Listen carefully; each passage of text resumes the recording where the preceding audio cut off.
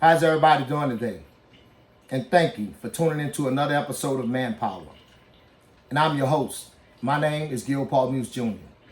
Today, I will be delivering a speech. And this speech is entitled, This is Our Last Crusade. Now, men, the reason why I entitled this speech, This is Our Last Crusade, is because the Crusades was an event that happened long ago where men had to rise up and go to North Africa and fight to take the Holy Land away from the Muslims and give it back to the Christians because the Muslims had took it. And unfortunately, we find ourselves today in that same set of circumstances. We find ourselves in a situation where we have to stand up and come together under one accord so that we can fight for our Jehovah-given right to be fathers.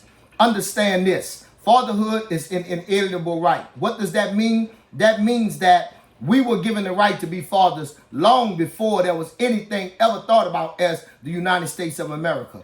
We were given the right to be fathers by the Father Jehovah long before any U.S. Constitution was written, before any laws was written in this country. We had the right to be fathers. Therefore, this cannot be legislated to us, okay? We will not knuckle under and allow the courts and the judges and the attorney general and family court and the federal government and all of the evil entities that are trying to create the type of society they want, an amoral society, one where a man 6'2" with a beard can go into the girls' private facilities and say that he's a 16-year-old female.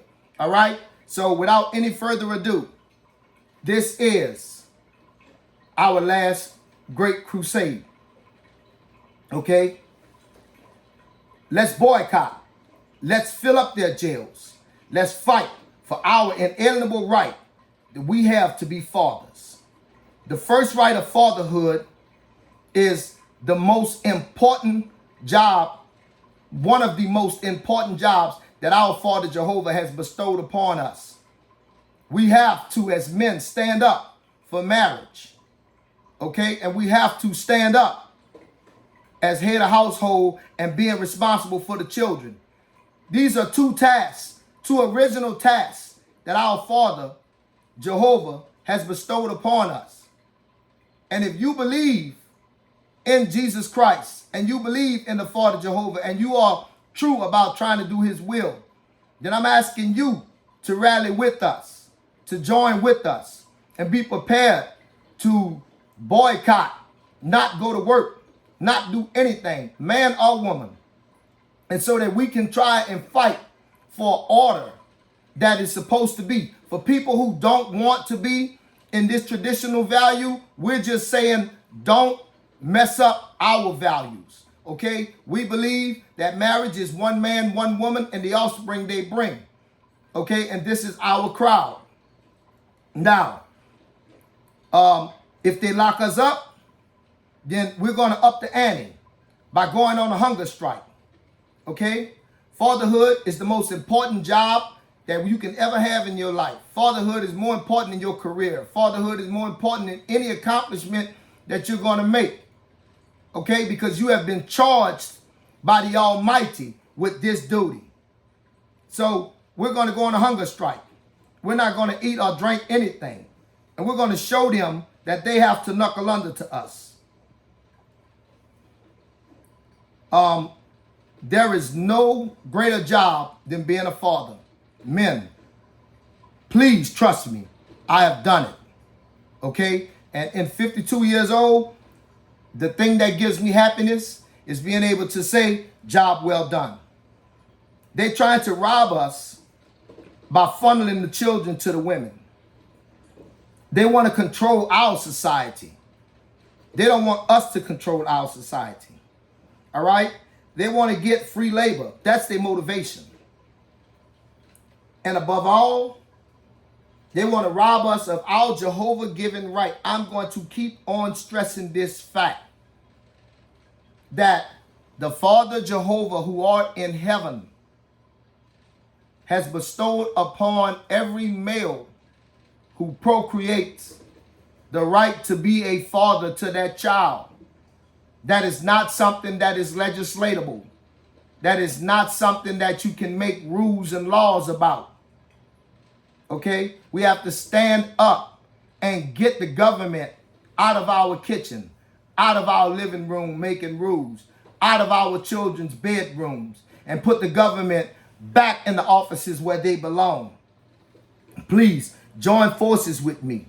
Help me to accomplish this, because we all want a good moral society. And if we allow them to continue to funnel the children in the wrong manner, the medical community is screaming. You're going to create people that's got mental health problems. The mental community and the medical community are both screaming the same thing. And they're doing this all in the name of free labor.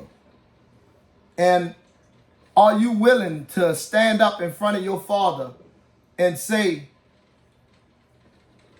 I did not stand for my son or my daughter as a father because my job was more important? I don't believe that that's something that you want to offer to the Father Jehovah as an excuse why you did not do what he charged you to do. No government can tell us how to be fathers. If we want our sons to be mechanics, if we want our sons to be dishwashers, that's our business. It's whatever we want for our children, because it's our child, not the government child. And yes, we have demands. Oh, yes, we have demands. You see, because it's a shame that we have to fight for what's naturally ours. And the thing is that you would think that all men are dull enough not to have the awareness to understand that we are the seed bearers. But we are men, and we are built to fight. And so if we have to fight for the first right of fatherhood, we built for it. We are more than ready to enter into the fray. America cannot stand against the men in her country. America cannot stand against the men in her country. That's a recipe for disaster. So if we stand together on one accord and demand this, we can get this written into law. Okay? Let's organize. Let's sign petitions. Let's boycott. Let's demand that Jehovah has bestowed the right of fatherhood upon males who procreate, and that right shall not be infringed upon. Without any shame, we declare America is nothing without men, and we are not ashamed to demand our rights. Question: do you know what a breeding farm is? Well, let me tell you what a breeding farm is. You see, because when I grew up in the city of New Orleans, it was full of breeding farms. They were called the St. Bernard Housing Project, the Desire Housing Project, the St. Thomas, the Franklin, the Melfamine. You see, all of these places were places where the government had sponsored females who were old enough to have a kid, okay, or had a kid. And so the government was assuming financial responsibility for her. The government was assuming the lodging for her. The government was giving her food money, okay? And the deal was that she was going to give them more workers for their corporation. Where did she get the workers from? You and I. Are we in agreement with that? No. So that's why we have to stand up and say, no more of this poppycock. Okay? We are the seed bearers, and when our seed come out as a plant, we want that. We want that. All right?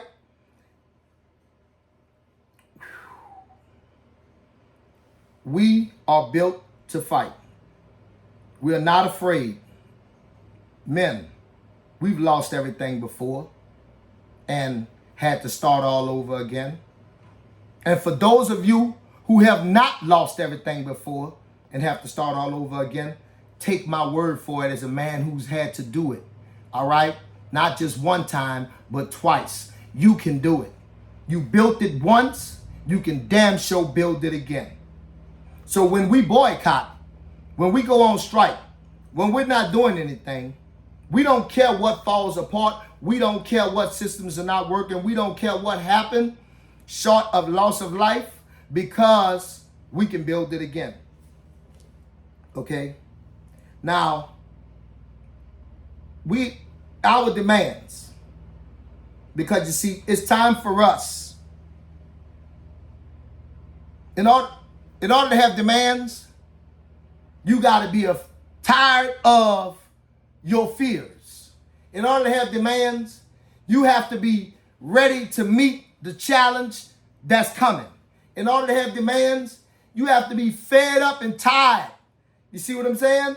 And so that's where we are. Now, there are men far smarter than me who have been through more perplexed situations than I have. My road is easy street compared to them. But here are some that I am listing off before we really get to the full documentary with men and can form a council and say what all our demands are. With just my short time here on earth and my limited knowledge, I know that we want to reorganize the system.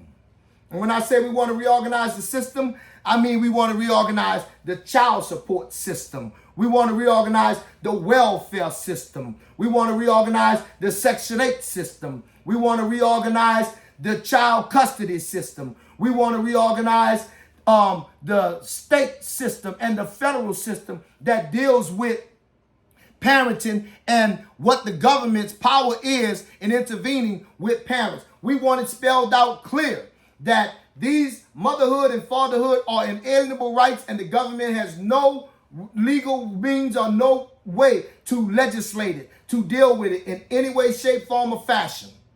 Okay? This is the equivalent to the government trying to say which way or which hand to use to clean yourself with when you're on the commode. That is not their business. You understand? So we want to reorganize systems. We want child support enforcement to go to child support encouragement. And what does child support encouragement mean? It means that when a man and a woman separate, let's say the man have the children and he gets sick, he get hurt, whatever it is, he applied for some government assistance. When they give him the government assistance, they're not going to have the authority or the power to go after the woman and say, hey, look here, we helped out old dude, so you owe us. That is over. We're changing it to child support encouragement. What does that mean? That means that when they help, then that's it, because you're helping the family. No one owes you anything because it's taxpayer money anyway. It's not like the government generate any money, okay? We must change the image of the black father. And what we demand commercials, radio, everything. When you speak about the black father, it has to be done in a positive light. Okay?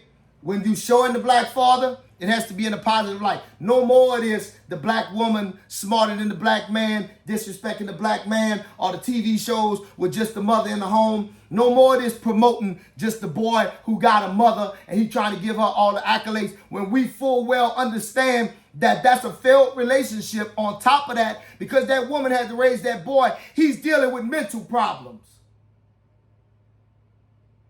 Now, the medical community ain't perfect. Yeah, there are going to be some that come through and they come through unscathed and don't have mental problems. But for the most part, 90-something percentile of them will. And that number is just too disproportionate. So we don't want to play that game. We say, give us our children. Okay? Do you realize that it's a medical fact, a mental health fact, that if an infant male cries and he doesn't have his father to respond to him, where he hears the male voice and pick him up and stimulate him, that he developmentally starts to delay, even at infant stage. It's important. So we got to clean it up. It's got to be commonplace to see on TV a black man owning a business, wife at home, family doing lovely, and the business thriving and successful. We need more black men on TV that are in charge of the city. More black men on TV that are doctors, lawyers, scientists, and give the other cultures a chance to be at the bottom on your television shows for once. Make TV programs where all of the black people are well-to-do black people and all of the white people are playing the role of the black people, and see how that work out for you. I promise you that program won't last long. In closing, we have to stand up and fight for our justice. And justice is what you're willing to fight for. Okay? And if you're willing to lay down, then they're going to lay you down. We have to stand up and fight to set a new standard for fathers, the image, so that it can be commonplace to understand, and for young boys to be growing up understanding that if him and a woman get together and she have a little boy, that's automatically his. I want that to be commonplace in America, okay? So that both parents feel the full obligation of intercourse, okay? We have to stand up and fight for what Jehovah has bestowed upon us, okay? If you are not willing, if the Father Jehovah has told you that I have given you the right to be a father, how can you let a man come and take that from you when he didn't give it to you? It is time for us to boycott. It is time for us to not go to work. We're not flying planes. We're not moving trains. We're not in the pulpit. We're not in the presidency. We are in just total abdication of everything. Since we can't be fathers, we're not doing anything. What do you think is going to happen if the men in America decide we're all sitting down until legislation is passed, granting that we have an inalienable right granted to us by our Creator to be fathers, and that right shall not be infringed upon by any law or any government, by any method from here on? So we have our marching call. We know what we're fighting for. All right? We know that if we give fathers their children, we understand all of the progress that can be made, because I've covered it in too many shows. So at this point, I want to say thank you for listening. Please tune in to the next episode of ManPower. It won't be a speech. It'll be me doing a show.